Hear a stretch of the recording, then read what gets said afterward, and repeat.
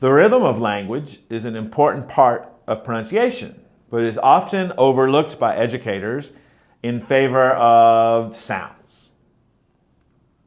So the rhythm can have a very strong influence on understanding. Words that are stressed the wrong way or sentences that go up instead of down can cause misunderstanding. In addition, it can indicate whether students actually understand what they're saying or demonstrate their comprehension of what they are saying. So what is the rhythm of language? It includes quite a few features. First of all, stress. Stress is whether a sound is strong or weak, long or short. It includes intonation, whether you're moving up or moving down. It includes the tone, whether you're being high or low. The pace, whether you're fast or slow, as well as how you reduce the speech. So in other words, instead of saying, I am going, you might say, I'm gonna. And even pauses. All of these are parts of the rhythm of the language, and all of them can affect pronunciation.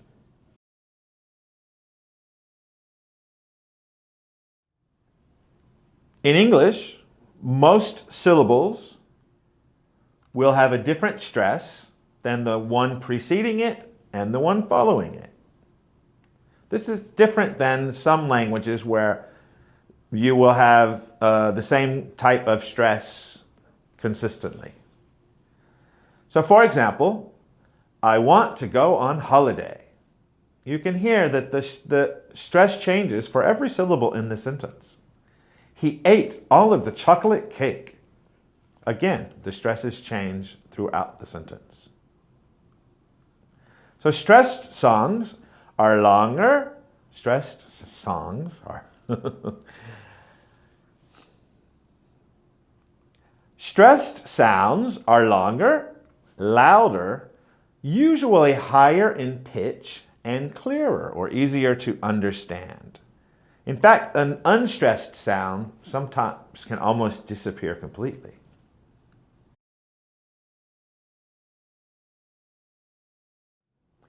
So there are two kinds of stress. The first stress is word stress. Word stress occurs on the syllable. And then we have sentence stress, which occurs on the word. For example, let's talk about word stress first. In English, we call the stress or the word stress free stress. So it can be anywhere in the word. Whereas some languages have fixed stress. This is true of Thai. In Thai, the last syllable is usually stressed. So for example, if I have an English speaker who is Thai, a native Thai English speaker, they will often say pizza, table, computer, whereas actually it should be pizza, table, computer. So this can actually cause confusion, right, for the person listening to the Thai speaker.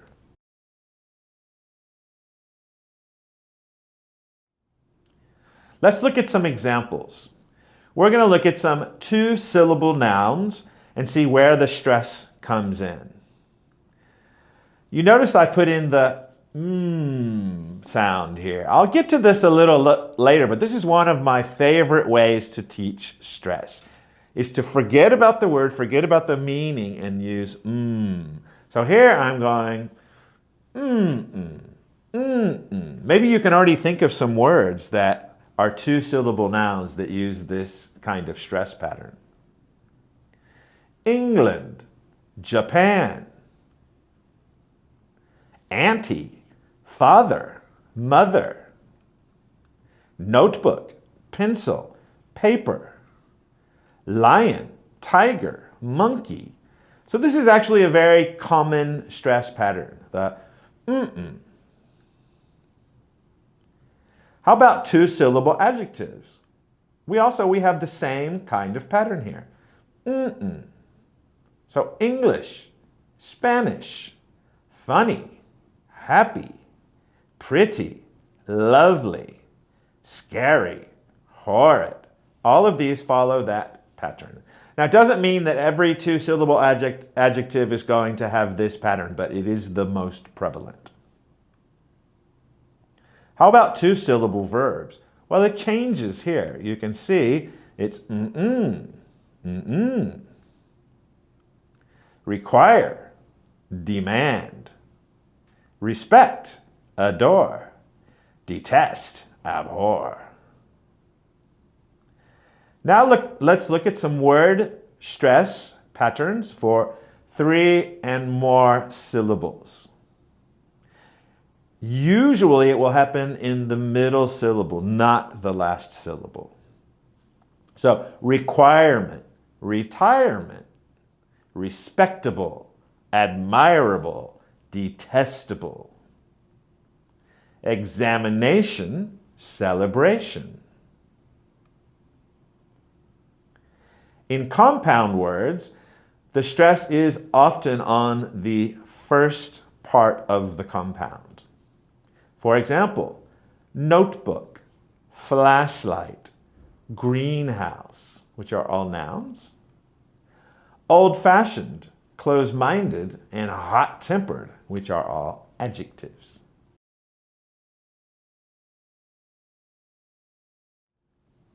Sentence stress is looking at the words that get stressed within a sentence. For sentence stress, it usually falls on content words, so important words in the sentence, or new information, or sometimes contrastive information. So let's look at some examples. The books are on the table. Now notice I still have to follow the appropriate stress within each word, right? So I still have to say table. I can't say table. So the books are on the table. The table is by the door. The door is open. Anybody could walk right in. So you can see that I'm stressing on the words that are important in the sentence. And we'll talk about how that can affect meaning in a few minutes. With stress, there's no set rule about which word gets stressed, because stress it actually affects the meaning of the sentence in a way, or maybe the intention of the sentence. For example, let's look at these sentences here. These all have the same meaning, but the intention is a little bit different. For example, number 1, Mary played tennis on Friday. Mary played tennis on Friday. Mary played tennis on Friday. Mary played tennis on Friday. So they all have basically the same meaning, right? But the intention is a little bit different. So for example, it was Mary who played tennis, not Peter. Mary played tennis, not watched. Usually she watches tennis on Friday, but today she played, so I'm stressing that word. Mary played tennis on Friday, not football. And Mary played tennis on Friday, not Saturday, like usual. So what happens to those words that are not stressed? A lot of times, or at least often, unstressed sounds become reduced. They have less volume than stressed sounds. They sometimes become this something we call the schwa, which is a very weak sound. When we do the schwa, our mouth is almost closed and our lips are slightly extended. The tongue is in a resting, relaxed position. So for example, the schwa is usually and b. Here are some examples of schwa. So in the sentences we looked at before, the stressed words are books and table. The books are on the table. So you can hear that these words actually sort of merge all together, right? And there's a few schwas going on there. The books are on the table. The table is by the door. So we're not actually saying is, we're saying the table is like the door. The door is open. Anybody could come in, could walk right in. So you can see that these words that are not stressed sometimes really get squeezed, compressed, reduced, and turn into the schwa sound.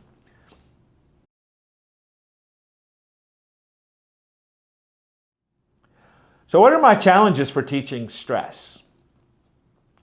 Well, we talked a little bit about it already, right? Students may stress every word equally, or they may have their own stress pattern that they bring into the new language, like with Thai students stressing at the end of the word, at the end of the word.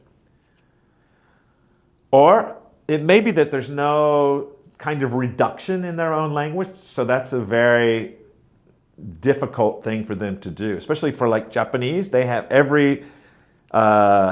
it's not a stressed language, so it's very hard for them to think about compressing or reducing the word. So no schwa equivalent for them.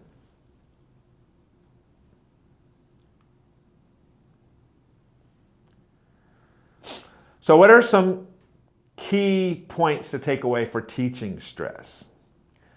First of all, same as with pronunciation, the sounds, we should do a balance between scheduled attention to teaching stress and as needed or as it occurs attention to teaching stress. What does that mean? It means sometimes I want to be very explicit that I'm teaching stress. Other times is I just notice it as a teacher and I address it right then and there and try to correct it, correct mistakes and things like that. So, first of all, for my students and me, listening and noticing. So pointing out stress as it occurs in a sentence. Reading and noticing. So when we're reading aloud, point out what words do you think are important? What should be stressed? And this comes back to that idea of comprehension. So if students are reading aloud and they're stressing the wrong word, it could be that they're not really understanding exactly what they're reading. Songs and chants are fantastic for teaching stress because actually in most songs and chants, the stress is built in and it's usually appropriate, especially when we're talking about children's songs or children's chants. It's really built into them to match what we're actually doing in real life. So if I say, twinkle, twinkle, little star, the stress is the same as if I just say to somebody, twinkle, twinkle, little star. Clapping and humming. So I already talked about humming a little bit, and I'll show you a little bit more what I mean about this in a second. So I already told you I really like humming, so I'm going to hum a sentence for you now. And you can see where my stress is at, here, here, and here. So let's see if you can guess what I'm going to say.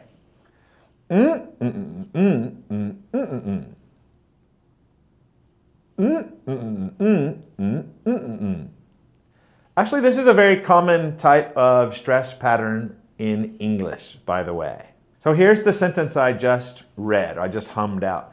Let's go to the game on Saturday. Let's go to the game on Saturday. And you can see that my stress matches here. So,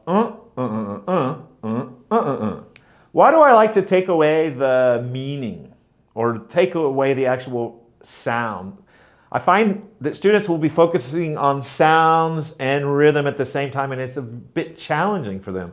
Whereas if I'm just doing the humming, it really lets them focus really on the rhythm.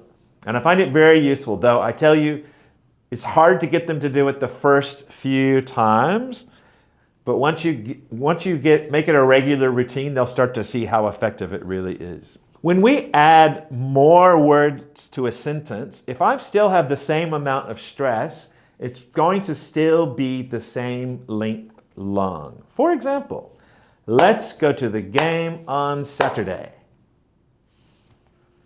Now I want to add another word. My stress changes to another word, but the Still have just 3, right? So I'm going to do both of these now. Let's go to the game on Saturday. Let's go to the ball game on Saturday. You see, the length doesn't actually change, even though I have an additional word in there.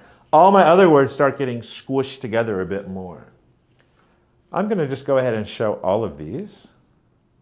And we're going to do some clapping. And I could do this with humming, but I'm just going to go ahead and use the words. Let's go to the game on Saturday. Let's go to the ball game on Saturday.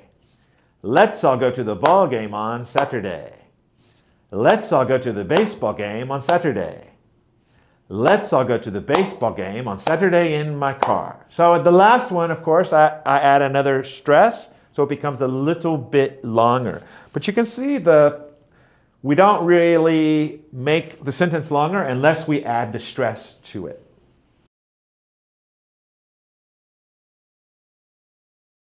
As an example of both scheduled and as needed or as occurs training in using stress, I've chosen some examples from the New World series from McGraw-Hill.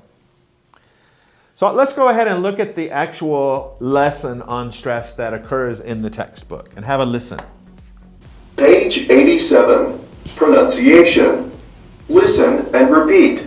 Notice the stress. Department store. Supermarket. Food court. Shopping mall.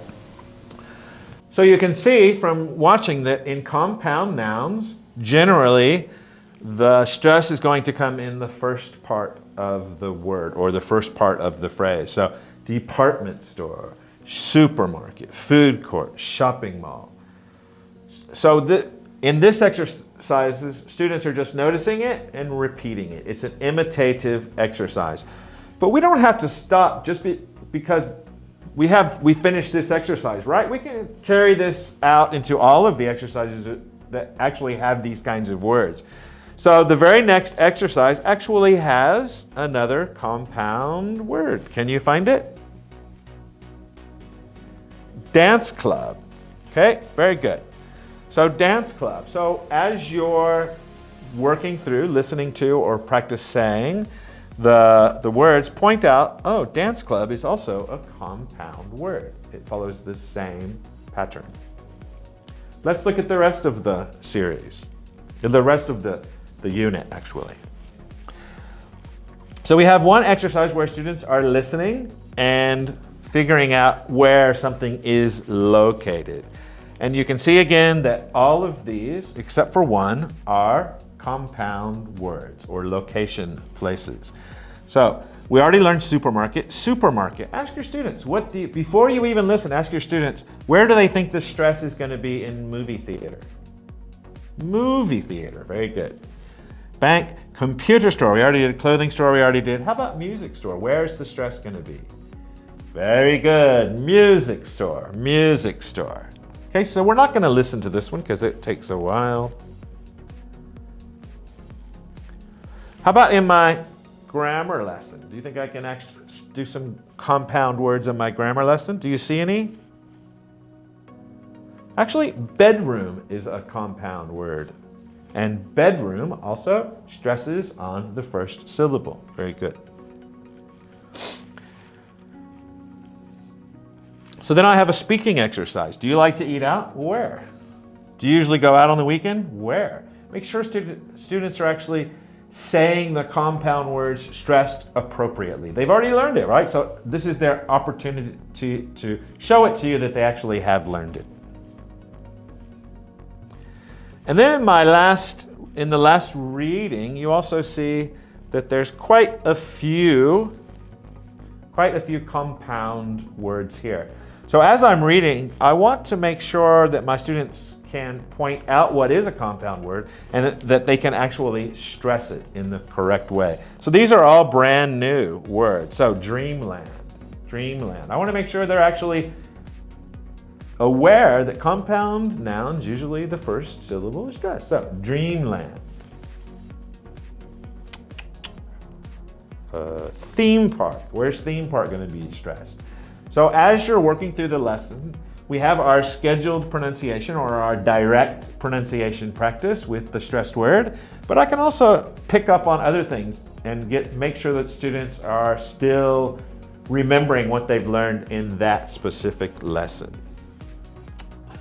Okay, that's it for now. Thanks so much. I hope you got something out of the lesson.